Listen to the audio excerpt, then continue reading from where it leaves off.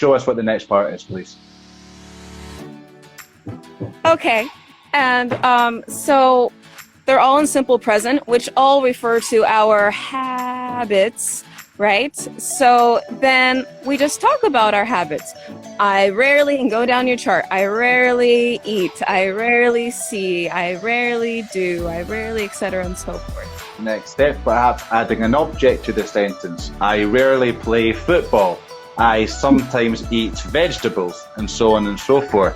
So guys, that's a really interesting way of learning a language, and I think I'm with you, Kyra. It's a far more authentic way. I think it helps it to stick in our brains a little bit better than just remembering these, not redundant, but these set patterns which don't actually work. So there you go. Use our vocabulary list, maybe pick 5 words a day and just practice playing about with that, because that's going to help you to talk about present simple situations, routines or things which regularly happen, using your adverbs of frequency as well, and that allows you to play with them more.